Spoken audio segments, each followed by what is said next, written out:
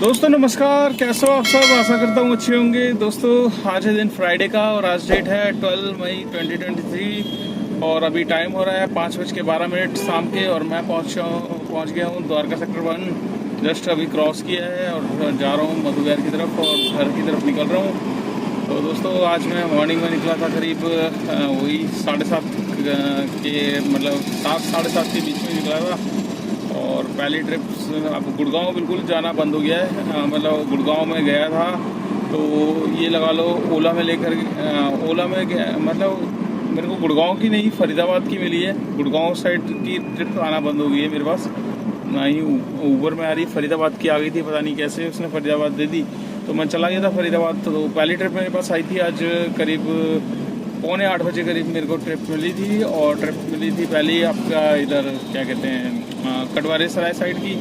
कटवारे सराय से मेरे पास सीधा आ गई फरीदाबाद में मेरे पास क्या है कि सीएनजी कल मैं डलवाना भूल गया था। 2 पॉइंट ही थे तो मैंने कहा यार फरीदाबाद जाऊंगा तो फिर वहाँ पे क्या है कि सीएनजी फिर महंगी मिलती है, तो इस वजह से मैंने कहा डलवा लेता हूँ। तो मैडम से मैंने रिक्वेस्ट करी थी, उनका जी 5-10 मिनट लगेंगे, लाडू सराय पे पंप है, खाली हुआ तो मैं डलवाऊँगा, अदरवाइज खाली नहीं हुआ तो मतलब नहीं डलवाऊँगा। तो कहते ठीक है भैया जल्दी देख लेना। मैं कहा ठीक है। 2 गाड़ी के बाद नंबर था मेरा, सीएनजी डलवाने के बाद फिर फरीदाबाद पहुंचा। फरीदाबाद से फिर मेरे पास ओला में आ गई थी सीधा गुड़गांव की। आपका वन हॉरिजन टावर छोड़ के फिर मैं वापस आ गया था वहाँ, मतलब ओला में ही मेरे पास बुकिंग आ गई थी आपका सरिता विहार साइड की। तो ग्वालपाड़ी होते हुए सरिता विहार मैंने ड्रॉप किया, फिर वहाँ से मैंने गाड़ी लगा दी थी। फिर लंच टाइम में मैं आपसे लाइव आया था, बात करी थी मैंने। तो उसके बाद फिर मेरे पास दोस्तों वहाँ से मेरे पास आ गई थी चाणक्यपुरी की बुकिंग ओला में। तो आज ओला में काम ज़्यादा किया है, ऊबर में 2-3 राइडें करी हैं। तो ओला में चाणक्यपुरी की आ गई थी। वैसे तो रूट दिखा रहा था चाणक्यपुरी का आपका इस तरह टोल वाली साइड से मयूर विहार से होते हुआ। तो क्या है कि कस्टमर भी चालाक होते हैं तो वो चाहते नहीं, उनको पता होता है इधर से घुमा के लेके जाएगा, 4-5 किलोमीटर एक्स्ट्रा ही पड़ेगा। तो जबकि 10 मिनट का जाम दिखा रहा था, वो कह रहा था भैया यू टर्न ले लो यहाँ से, दिल्ली जाना है तो हम यूपी से होते हुए जाएंगे। मैंने कहा जी वो तो फ्री रूट है इसलिए दिखाता है। कह रहे नहीं कोई नहीं है, 10 मिनट का जाम हम झेल लेंगे। मैंने कहा हाँ मैं समझ रहा हूँ, 10 मिनट का जाम आपका 2 टोल जो लग जाएंगे उसका वो कर रहे हैं। तो मैंने कहा चलो कोई नहीं। अशोक होटल छोड़ा, अशोक होटल से फिर वहीं से अशोक होटल के सामने से फिर मैंने सीएनजी डलवाई दोबारा, क्योंकि सीएनजी आप सोच रहे होंगे अभी तो 2-3 राइड पहले डलवाई थी फिर दोबारा। तो सीएनजी क्या है कि लंबी ट्रिप्स मिल गई थी गुड़गांव से सरिता विहार की, तो उसमें एसी में चल रहे हैं। तो ओला ओवर में तो आपको पता है एसी चलाना ही चलाना है। इन ड्राइव्स होती तो इन ड्राइव्स में क्या है कि एसी का ऑप्शन होता तभी एसी चलता है, अदरवाइज नहीं चलता। तो फिर मैंने चाणक्यपुरी अशोक होटल के सामने से दोबारा सीएनजी डलवाई। फिर मेरे पास तभी आ गई थी मतलब ओला में ही बुकिंग आई है आज।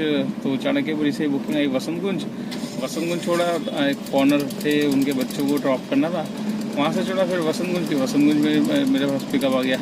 तो वहाँ पर मैंने छोड़ के फिर मैं आ गया था घर की तरफ, क्योंकि आज मेरे को जाना था, मतलब एक परसों में शादी में गया था तो उनका रिसेप्शन पार्टी है तो वहाँ पर निकलना है। तो इसीलिए मैंने कहा चलो काम तो होता ही रहेगा, काम तो हमने करना ही है लाइफ टाइम अपना, तो अपने फैमिली के लिए भी थोड़ा टाइम निकालना पड़ता है। तो आज मैं जा रहा हूँ जल्दी क्या मतलब वही सुबह निकलता हूँ तो इस टाइम तक मैं कोशिश करता हूँ शाम के टाइम अपना घर पहुँच जाऊँ। तो अपने टाइम पे ही जा रहा हूँ, डेली 5-6 से 6 के बीच में घर पहुँच जाता हूँ। तो अभी भी 5 से 6 के बीच में मैं घर पहुँचने वाला हूँ। तो दोस्तों आज मैं जब आपसे दिन में बात कर रहा था लाइव आके, तब मेरे से काफ़ी भाइयों ने बात करी थी। देखिए मैं बात करता हूँ तब क्या है कि जब मेरे को टाइम मिलता है तो मैं लाइव आके भी आपके कमेंट्स का रिप्लाई करता हूँ। तो अभी क्या है कि डिस्क्रिप्शन साइड में मैंने अपना नंबर शेयर किया हुआ है, वो मेरा नंबर फॉर बिजनेस पर्पज़ के लिए दोस्तों।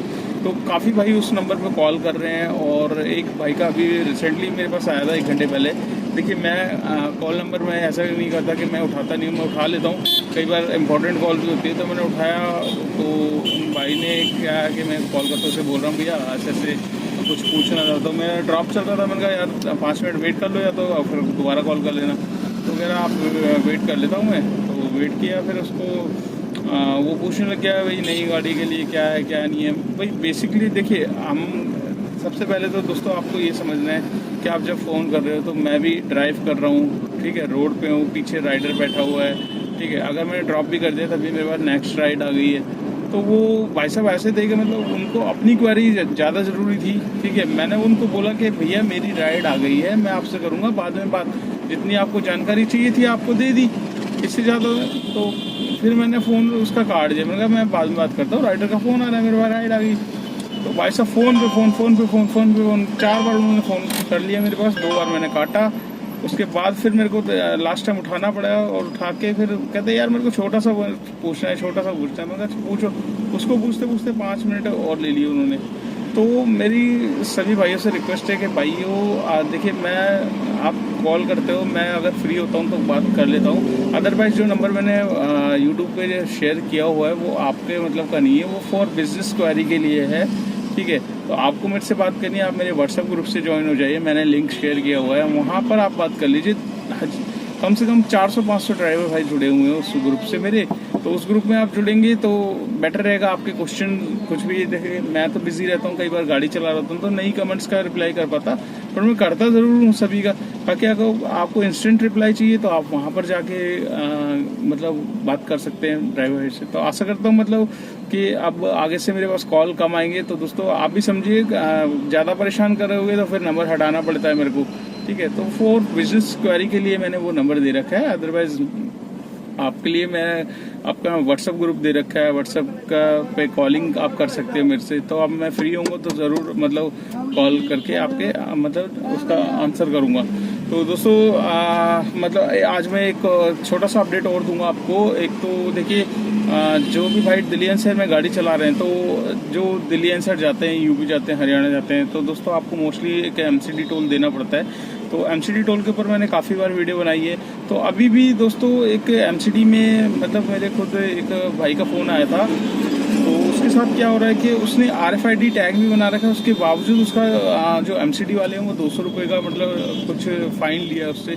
तो वो एक्चुअली दिल्ली में काम करता था, आज गलती से चला गया था गुड़गांव साइड में, उसकी पर्सनल बुकिंग थी या कुछ भी था, तो वो जब वापसी आया दिल्ली साइड में तो उससे ले लिया 200 रुपये। तो RFID टैग भी लगा हुआ है, और जब टैग हमारे पास लगा हुआ है तो उसमें तो आपको मतलब 200 रुपये देने की ज़रूरत नहीं है भाई। मैन तो ये 200 रुपये तभी ले रहे हैं ना जब RFID टैग जिसके पास नहीं है, और उसके पास RFID टैग भी था, उससे 200 रुपये जबरन मतलब एक तरीके से ये समझ लो वो जाता नहीं है, उसको नॉलेज नहीं थी तो वो 200 रुपये दे आया।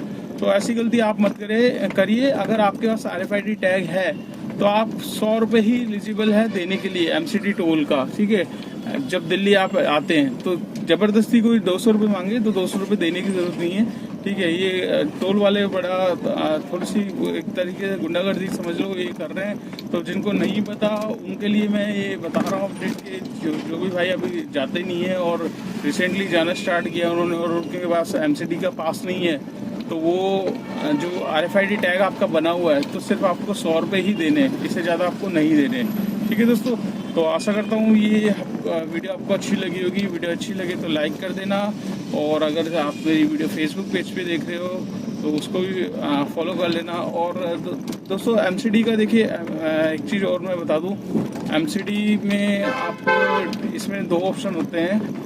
एमसीडी का RFID टैग की इसमें एप्लीकेशन होती है, उसमें जाके आप इसको रिचार्ज भी कर सकते हैं। ठीक है, बट रिचार्ज करने का कोई फ़ायदा नहीं है, क्योंकि इन्होंने जो टोल बूथ के मतलब वो बनाए थे वो किसी काम के हैं नहीं, और बस इनका मकसद होता है RFID टैग आपके पास होना चाहिए। 200-250 रुपये का आता है RFID टैग, तो आप जिस भी भाई ने नहीं बनवाया वो बनवा लो।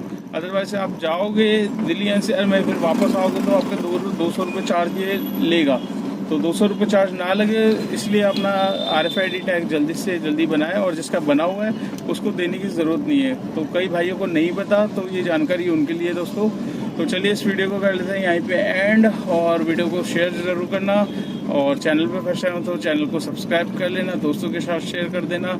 और आपके कुछ भी कमेंट से आप पूछना चाहते हैं तो मुझे आप मेरे व्हाट्सएप ग्रुप से मैसेज कर सकते हैं, या फिर व्हाट्सएप कॉलिंग भी कर सकते हैं, या फिर आप कमेंट्स करके पूछ सकते हैं। तो मैं जब भी फ्री होऊंगा तो आपके क्वेश्चन का ज़रूर आंसर करूंगा, और अब कोशिश यही करूंगा कि मेरा व्लॉग डेली आए, क्योंकि बीच में थोड़ा सा डिस्टर्बेंस था, काम नहीं हो रहा था। देखिए जब आपका काम नहीं होता तो कई तरीके की परेशानी हो जाती है, बंदा सोचने लगता है कि यार काम नहीं हो रहा, क्यों नहीं हो रहा, आखिर क्या प्रॉब्लम हो रही है, और फिर काम नहीं होता तो दस चीज़ें होती है कि भाई यहाँ खर्चा कर रखा है, इसको कैसे निपटाएंगे, वहाँ खर्चा कर रखा है उसको कैसे निपटाएंगे। अगर स्मूथली काम 2 से 2.5 हज़ार का बंदे का होता है तो फिर टेंशन नहीं होती। तो मेरे साथ भी ऐसे ही हुआ, बीच में काम ठीक था तो मेरा ब्लॉग भी आता था, टाइम से आता था। अभी ब्लॉग भी नहीं आ रहा है, वीडियो भी थोड़ी लेट बना पाता हूँ, ठीक है। कभी बनाता हूँ तो मतलब लेट आती है, 8-9 बजे आती है। तो आप कोशिश यही है कि डेली की डेली मेरी वीडियो आपको देखने को मिले।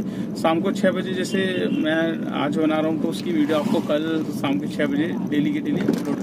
तो कोशिश जारी है और काम कम है कोई नहीं, लगा रहता है दोस्तों, कम ज़्यादा काम लगा रहता है। बस अपनी हिम्मत मत हारो और मेहनत करो, उसका फल ज़रूर आपको मिलेगा ही मिलेगा।